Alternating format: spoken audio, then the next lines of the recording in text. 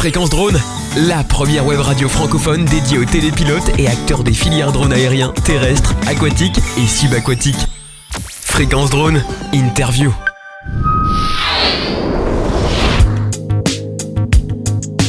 Il y a 10 ans, quasi jour pour jour, la société Delair obtenait sa première autorisation de vol sous scénario S4 pour son drone à voilure fixe, le DT-18.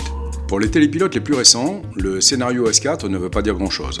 Cependant, cette voie ouverte alors a permis des avancées non négligeables dans l'aventure des drones à grande élongation, c'est-à-dire des drones pouvant voler hors vue du télépilote sur des distances de plusieurs kilomètres. Pour parler des développements actuels de la grande élongation, nous recevons aujourd'hui M. Bastien Mancini, fondateur de la société Delair. Bonjour Bastien. Bonjour Thierry, et merci pour cette invitation. Bien, merci à toi d'avoir répondu favorablement. Toute l'équipe de Fréquence Drone se joint à moi pour souhaiter à la société Delair un joyeux anniversaire pour ses 10 ans de S4, donc une très très belle aventure, tu en conviendras. Oui, tout à fait. Donc nous on est ravis, c'est vraiment, c'est très exactement en octobre 2012 que notre drone, le DT-18, a obtenu l'attestation de navigabilité pour le scénario S4, qui était scénario de grande élongation, un des 4 scénarios standards qui avait été défini par la DSAC et qui avait, à mon sens, la réglementation française avait cette très grande qualité de distinguer des responsabilités d'une part pour l'opérateur et d'autre part pour le constructeur. Et donc c'était la machine, vraiment c'était pas en tant qu'opérateur mais en tant que constructeur de drone, que notre machine, le DT-18, a obtenu cette attestation de navigabilité. Tu peux nous expliquer en quoi consiste la grande élongation et ce fameux S4 ? Assez rapidement, mais la DGAC, ce qui se passait avant 2012, c'est qu'il y avait des gens qui faisaient voler des drones en France. Pour chaque utilisation de drone, il fallait demander une autorisation spécifique à la DGAC, qui devait donc étudier le dossier de manière spécifique. Et en compilant un peu toutes les demandes qu'ils avaient, ils ont établi 4 scénarios un peu standards, S1, S2, S3, S4, qui revenait assez souvent. Le S1, ça voulait dire voler en gros à la campagne et à 100 mètres du télépilote. Le S2, c'était voler à la campagne à 1 km du télépilote. Le S3, c'était voler en ville à 100 mètres du télépilote. Et le S4, c'était voler à la campagne à une distance quelconque, donc vraiment hors vue par rapport au télépilote. Et donc la grande élongation, c'est ça, c'est le hors vue, c'est au-delà du kilomètre. Avoir un drone qui peut réaliser des missions. Alors, le but initial, c'était de faire des inspections de pipeline. Donc, on faisait nos premières missions avec GRT Gaz, inspecter des pipelines, sur des grandes distances, avec Enedis, qui s'appelait RDF à l'époque, pour inspecter des lignes électriques. Et la grande élongation, c'est quand le drone est loin de son opérateur, donc du télépilote. Alors je précise quand même pour nos auditeurs que tu es la personne en charge des questions grande élongation au sein du groupe de travail du CDC, le Conseil pour le drone civil, et qui est supervisé par la DSAC, la Direction de la sécurité de l'aviation civile. Donc en 10 ans, les évolutions réglementaires ont maintes fois rebattu les cartes en matière de vol en grande élongation. Alors quelles sont les différences entre hier et aujourd'hui, et que pouvait-on faire par exemple qui n'est plus possible de faire aujourd'hui ? Alors, je pense que c'est important de le souligner, de le rappeler. La France a été vraiment très innovante en permettant qu'il y ait un scénario grande élongation qui existe dès 2012. C'était, on pense, le premier pays au monde. C'est pour ça qu'on fanfaronne un peu en disant qu'on avait la première autorisation grande élongation mondiale. Je crois que c'est vrai, dans l'espace aérien civil, avec quelques principes de base qui étaient, pour envoyer le drone loin, une des contraintes, c'était qu'il fasse moins de 2 kilos. Dans l'idée, sans doute, que si jamais il y a un accident, 2 kilos, c'est le poids d'un oiseau. Après tout, on imagine que ça ne va pas faire des trop gros dégâts. Il fallait aussi que la machine puisse avoir une vision vers l'avant pour voir un petit peu ce qui se passe autour. Il y avait un certain nombre de contraintes sur la machine. Il fallait aussi que la machine vole en dessous de la plupart des aéronefs, à 150 mètres sol. Donc tout ça, c'est fait dans un esprit, c'est nouveau, ça va se développer. Et ça s'est développé. Et d'ailleurs, ça a permis non seulement de développer des constructeurs de drones, des opérateurs de drones, des sociétés de traitement de données, comme Altea ou d'autres, mais des sociétés qui se sont mis à analyser les données au profit, c'est toujours au final au profit des utilisateurs, des clients finaux, qui sont les gens qui font la maintenance des lignes électriques, la gestion des réseaux de pipeline, des applications qui sont très importantes pour la sécurité de tout le monde. On peut voir le drone peut-être comme un truc de menaçant, mais en fait, c'est des choses qui sont au service d'infrastructures qui sont nécessaires à tout le monde. On le voit d'autant plus aujourd'hui, des infrastructures énergétiques. Et ces drones sont en fait une alternative aux moyens d'observation actuels, qui sont principalement des hélicoptères ou des avions. Les hélicoptères et les avions, c'est des moyens habités, qui sont lourds, qui font du bruit, qui consomment du pétrole, parce qu'il y a des personnes à bord. Or, les systèmes d'observation, c'est juste des caméras. Un hélicoptère, il fait 1 tonne parce qu'il faut porter un pilote de 100 kilos. Mais la caméra, elle fait pas 100 kilos. La caméra, elle fait quelques kilos. Dès qu'on enlève la personne à bord, on peut faire un véhicule plus petit, léger, qui consomme moins, qui fait moins de bruit, qui pollue pas, qui fait porter moins de risques, parce que malgré tout ce qu'on voit, notamment quand on est dans le milieu des drones, toutes les analyses de risque qu'on peut voir, un drone est intrinsèquement moins dangereux qu'un aéronef habité, puisqu'il n'y a personne à bord. Donc, on ne fait pas porter de risque à la personne à bord, qui est souvent la première victime de l'aviation habitée. Voilà, les drones apportaient tout cela.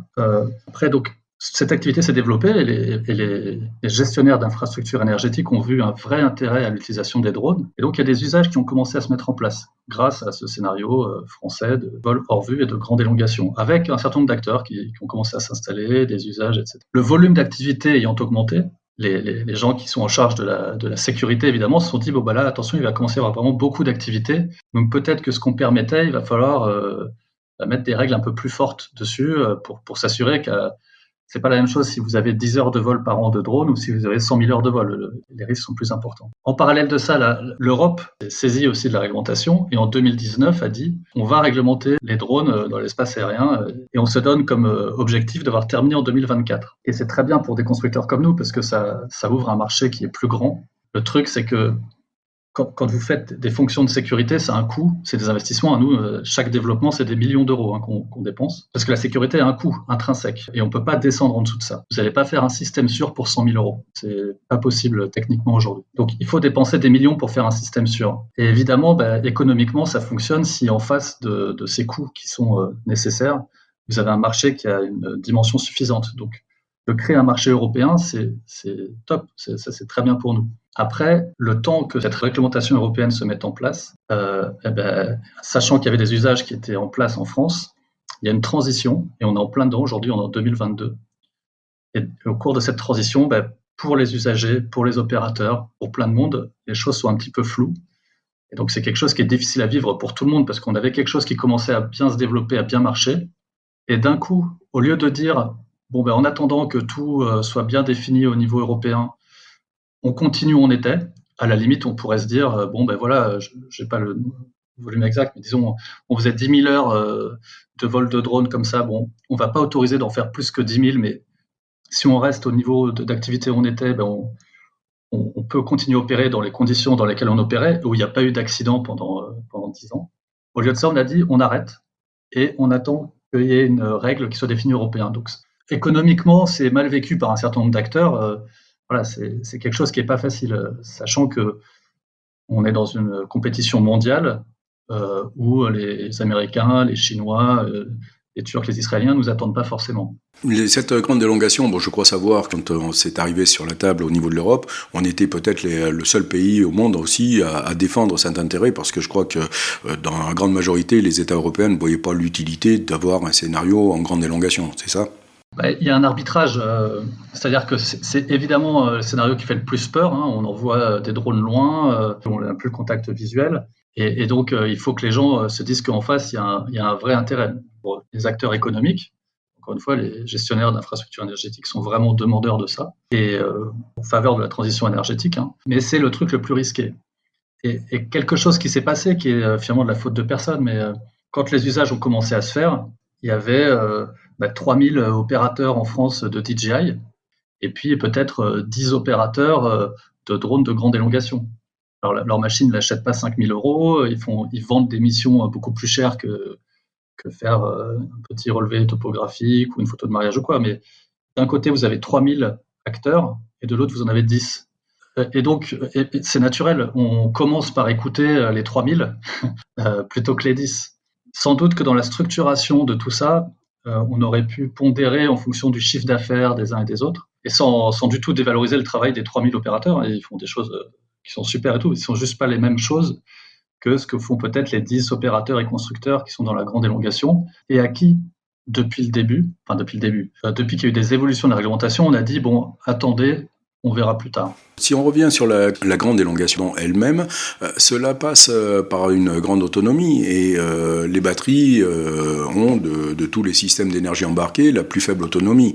On dit souvent qu'à masse égale, un moteur thermique a une plus grande autonomie du fait d'un carburant liquide et d'un grand pouvoir énergétique. Existe-t-il aujourd'hui des alternatives Alors des alternatives à la batterie ou au moteur thermique, ouais, bien sûr. Donc en effet, la densité d'énergie massique dans une batterie est pas très importante. Nous, historiquement, on travaille sur des moteurs électriques. On estime que c'est simple à maintenir, c'est simple à utiliser, c'est plus simple à concevoir. Il faut dire qu'on est à des échelles de véhicules aussi où c'est faisable. Et encore une fois, dès que vous enlevez le pilote du véhicule, vous pouvez réduire considérablement la masse du véhicule. Et donc, on peut travailler sur des systèmes électriques. Après, on a toujours envie de les faire un petit peu grossir, d'avoir plus d'endurance, de porter plus de charge utile. Et donc, quand on cherche à grossir, on se rend compte qu'en effet, la densité d'énergie massique d'une batterie, c'est pas suffisant. Nous, on n'a pas voulu passer sur des moteurs thermiques. Donc, on s'est tourné vers l'hydrogène. Ça fait 8 ans environ qu'on regarde l'hydrogène comme source d'énergie qui a une plus grande densité massique que la batterie. Et en gros, c'est entre 2 à 3 fois plus. Alors nous, on est sur de l'hydrogène gazeux. C'est juste la source d'énergie. Hein. Donc, on le stocke sous pression dans des bouteilles de gaz qu'on met à bord du drone.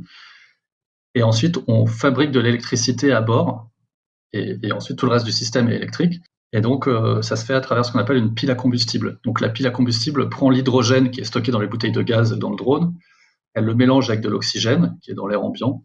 Et ça fabrique de l'électricité.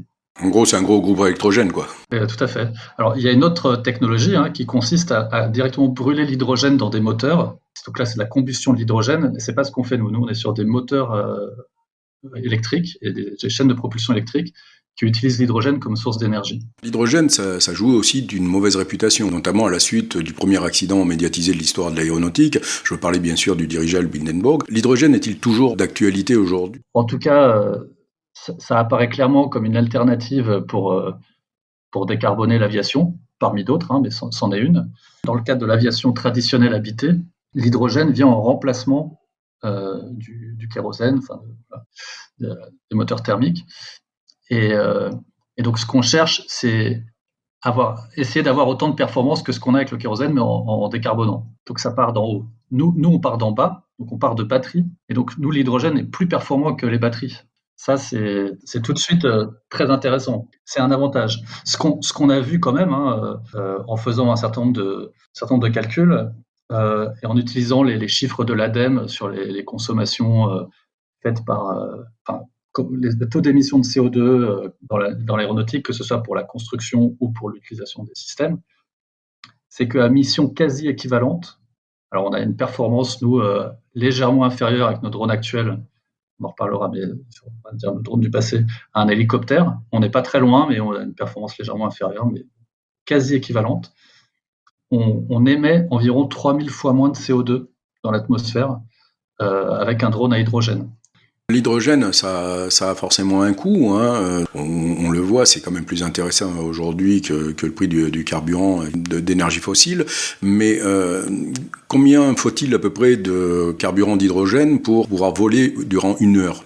Déjà, un drone à voilure tournante, pour rester en stationnaire, pour voler en fait, ça consomme 3 fois plus d'énergie qu'un drone à voilure fixe. Déjà, juste de passer à voilure tournante à voilure fixe, c'est pas la même consommation.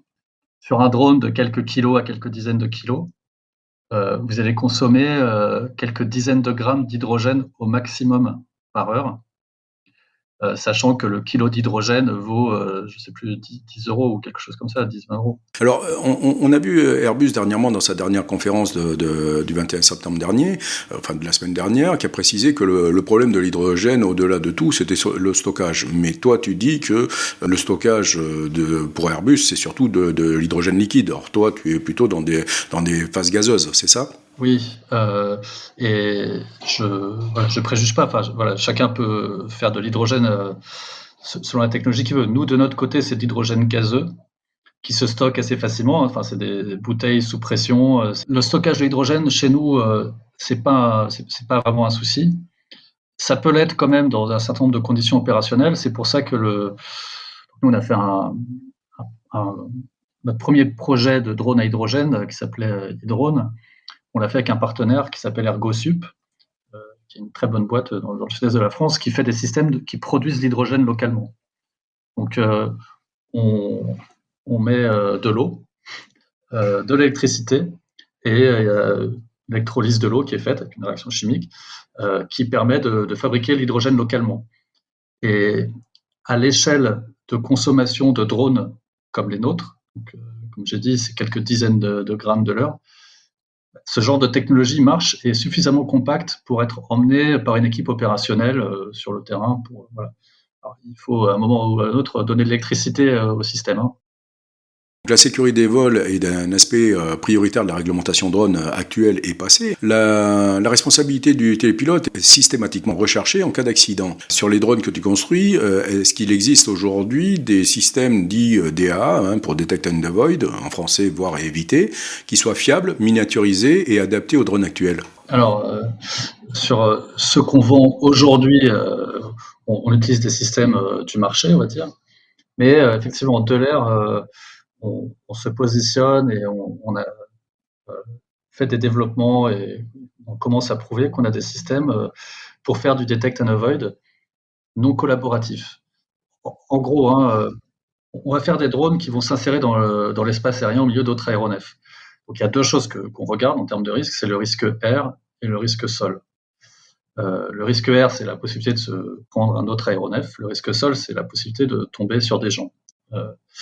Voilà. Et donc le risque air, on l'adresse soit d'une manière dite collaborative, donc on se signale aux autres, on espère que les autres se signalent aussi, et puis chacun s'évite gentiment, et aussi de manière non collaborative, c'est-à-dire que là, on ne fait pas confiance aux autres, on se dit juste qu'il faut repérer les autres, quels qu'ils soient, même s'ils émettent rien. Et donc c'est là-dessus qu'on travaille, parce qu'on pense que c'est une technologie clé.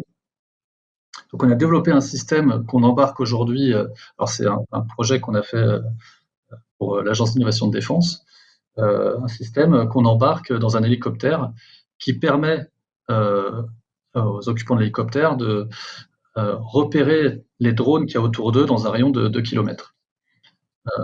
Alors ça, c'est une technologie qui est dans un hélicoptère, qui va repérer des drones. Mais évidemment, une fois qu'on a fait cette technologie, on se dit, et c'est pour ça qu'on l'a fait aussi, qu'on va pouvoir la mettre dans un drone pour repérer les hélicoptères ou les aéronefs qui sont autour de lui. Mais c'est une capacité clé, voilà, chez Delair, on a cherché un peu quelles sont les technologies clés sur lesquelles on veut se positionner. On en a cité une, c'est l'hydrogène. Il y a celle-ci parce qu'on pense que s'insérer dans l'espace aérien, c'est clé dans l'avenir, et donc on veut maîtriser, et on s'est lancé là-dedans. Donc il y a des algorithmes de traitement d'images en temps réel qui tournent avec de l'intelligence artificielle, etc. Il y a aussi une autre compétence clé qu'il faut avoir à notre sens, et donc une brique qu'on développe aussi, qui est la capacité à évoluer en environnement dit GNSS denied, donc sans GPS. Il se trouve qu'on fait des drones pour le civil et pour la défense.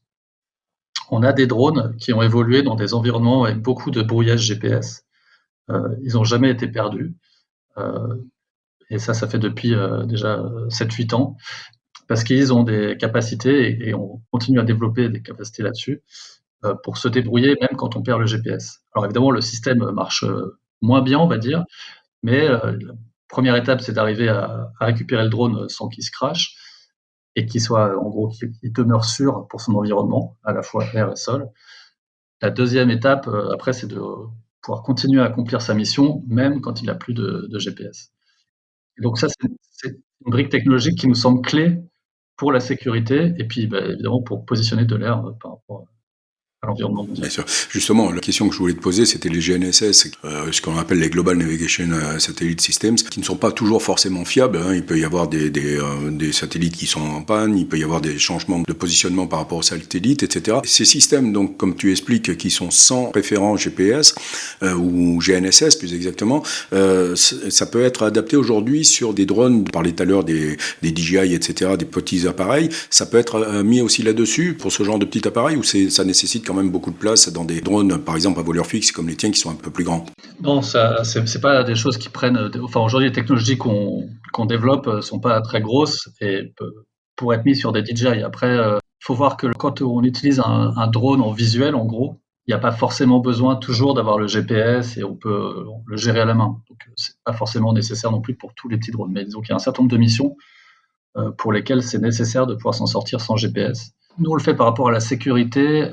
D'une part, dans l'environnement civil, arriver à gérer ce qui se passe même quand on perd le GPS, parce que c'est une panne envisageable. On parlait tout à l'heure d'imprécision. Il y a quand même, il faut voir que les systèmes GNSS, il y a eu des technologies développées pour les rendre compatibles de l'aviation. Par exemple, le système EGNOS, qui vient complémenter Galileo et les systèmes GNSS au niveau européen, pour assurer, pour donner une garantie sur la fiabilité des données GNSS pour qu'elles puissent être utilisées dans l'aéronautique, même habitée.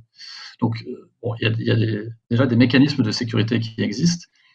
Mais après, il y a aussi le cas où juste il y a un brouillage qui arrive, volontaire, involontaire, peu importe. Et là, il faut être capable de montrer que le système demeure sûr et fiable. C'est là-dessus qu'on se positionne. Il peut y avoir aussi des passages du drone qui sont en basse hauteur, entre deux reliefs ou des obstacles artificiels qui fassent qu'on puisse perdre aussi la liaison. Donc ça peut se comprendre. Et aujourd'hui, Delair, c'est un constructeur français spécialisé effectivement dans les drones à grande élongation. Depuis le DT-18, il y a eu du chemin. C'est même beaucoup de chemin de fait. Des centaines de milliers de kilomètres. Oui, des centaines de milliers de kilomètres. Donc une grande expérience dans la grande élongation. Le nouveau DT-46 qui a été annoncé à l'heure actuelle comme révolutionnaire, il est révolutionnaire en quoi ? C'est le fruit de notre expérience depuis plus de 10 ans dans ce domaine-là. Il a des caractéristiques, par exemple, de très grande endurance, des caractéristiques de très grande opérabilité, simplicité d'opération. Alors, avec notamment ce qui est très visible, c'est un décollage, atterrissage vertical qui est très demandé par les clients. Mais il n'y a pas que ça. Opérer un drone de manière simple, c'est pas facile. Faire des choses simples, c'est très compliqué parce que évidemment, quand vos ingénieurs développent un produit, ils développent plein de fonctions. Moi-même, j'ai fait ça, on développe des fonctions et tout ça. Et là, on est à un stade de développement du produit. Et ensuite, on commence à retirer des fonctions pour garder que ce qui est nécessaire. Et ça demande du temps en plus et de l'expérience. Et il ne faut pas s'arrêter, à mon sens, à juste avoir développé plein de fonctions, puis voilà, elles sont toutes là. Il faut avoir continué à développer et tester la machine et opérer, qualifier, pour prendre le temps nécessaire pour voir aussi tout ce qu'on peut retirer, qui fait qu'à la fin, pour le client, le produit est simple à utiliser, et fiable et robuste. Parce que nous, c'est comme ça qu'on se positionne. On veut fournir à nos clients des produits simples, fiables, robustes. Je dis en interne régulièrement dans l'entreprise et du coup aussi un peu en externe que qu'on soit vu comme la Toyota du drone. C'est-à-dire que les drones de l'air, c'est comme les pick-up Toyota que vous voyez en Afrique, increvables, qui font des centaines de milliers de kilomètres et qui marchent toujours. Voilà. Et donc ça demande beaucoup de travail. Et c'est un peu tout ça qu'on a mis dans le DT-46. Après, il a aussi des capacités en termes d'élongation qui sont très importantes. On va atteindre 100 km de portée radio, il a toujours des coms cellulaires. Il est développé selon des normes de certification aéronautique avec des partenaires sur différentes parties qui travaillent typiquement dans l'aéronautique habitée et qui nous accompagnent pour faire certifier bout à bout un peu tous les ensembles pour que par rapport au scénario de l'EASA, dont on parlait tout à l'heure, ce système soit autorisé à voler hors vue et in fine au-dessus des agglomérations. On fait des drones gros qui, à mon sens, permettent de remplacer dans un certain nombre d'usages, pas pour le transport de personnes typiquement, mais pour de l'observation aérienne qui permettent de remplacer les hélicoptères. Donc il faut des systèmes qui puissent s'insérer au milieu du trafic aérien et voler au-dessus des villes. Et voilà, on fait tous les développements nécessaires là-dessus sur le DT-46 pour avoir ces fonctionnalités. Delair, ça n'a pas été que des constructions d'aéronefs télépilotés. À un moment donné, il y a eu aussi des logiciels pour le traitement de l'image. Je pense notamment à Delair AI qui traitait des données de cartographie. Aujourd'hui, il y a des bruits de couloir, comme on dit, qui courent, comme quoi Delair s'intéresserait plus aujourd'hui aux grands réseaux plutôt qu'aux petits exploitants à qui elle a confié au départ un peu ses travaux de captation pour les traiter par ces logiciels-là. Qu'est-ce que tu peux nous dire pour rassurer un peu ces petits exploitants ? Alors, il faut surtout que je clarifie les choses. On a créé Delair, qui s'appelait Delair Tech d'ailleurs, il y a 11 ans, et on a commencé par être constructeur de drones. Il se trouve que nos drones produisaient beaucoup de données et que nos clients, comme nous, se demandaient quoi faire de ces données. Donc, petit à petit, on les a accompagnés. Et on a développé des outils logiciels pour accompagner nos clients dans la gestion de ces données produites par nos drones. Et cette activité de traitement de données produites par les drones s'est développée de plus en plus, et à tel point qu'on l'a séparée et que c'est devenu une autre société. Donc, à un moment, effectivement, tout ça était dans une société qui s'appelait Delair, la plateforme s'appelait Delair AI. Mais aujourd'hui, il y a une société qui fait du traitement logiciel de données, pas seulement issues de drones d'ailleurs, parce que ça traite aussi des données issues de satellites, d'avions ou de téléphones portables, enfin, voilà, avec des lidars, un ensemble de données visuelles géoréférencées. Et cette société s'appelle Altea et a été complètement séparée de Delair. Et moi, Delair n'a plus rien à voir avec cette société. Moi, je n'opère pas dans cette société. Et voilà, les gens qui travaillent dans cette société travaillent avec d'autres sociétés de drones que Delair. Aussi, des fois, il y a des gens qui utilisent des drones Delair, mais c'est deux sociétés distinctes. Moi et Delair se concentrent sur la partie drone, tout ce qui est temps réel, puisqu'on fait aussi beaucoup de traitement de données, mais du traitement de données en temps réel. Donc, Delair développe des drones, des logiciels, mais qui sont utilisés uniquement en temps réel. Et donc, je ne sais pas si je rassure ou pas les petits opérateurs, mais en tout cas, Delair espère continuer à vendre des drones aux opérateurs le plus possible et quelle que soit leur taille. Et ensuite, la société Altea, qui est une autre société, je peux pas me... Oui, tu peux pas te prononcer pour ce que tu ne fais pas. Et c'est quand même une société qui est issue de Delair. Je pense en toute subjectivité que c'est une très bonne société. En tout cas, ils ont une solution logicielle, de ce que je vois, qui marche très bien et qui répond à des besoins de grands comptes. Donc voilà. Mais c'est vrai que j'ai pas la réponse sur leur stratégie en termes d'opérateurs. Non, mais je pense que de toute façon, c'est souvent les petits exploitants ont tendance tout de suite à prendre peur quand ils voient quelque chose qui s'en va. Et effectivement, c'est aussi leur front de commerce, on peut les comprendre. Bien, Bastien, nous arrivons au terme de cette interview. Déjà, je te remercie de nous avoir accordé ces quelques instants. Je laisse généralement le dernier mot à nos invités pour qu'ils puissent s'exprimer. Donc, si tu as un message que tu voudrais faire passer à nos auditeurs ou si tu as une information que tu veux transmettre, c'est le moment, c'est ta minute à toi. Un message aux auditeurs. En tout cas, je continue à me battre à travers Delair et aussi à travers l'association des drones de l'industrie française, la DIF, pour que tous ensemble, on arrive à faire émerger une filière drone française qui soit conséquente.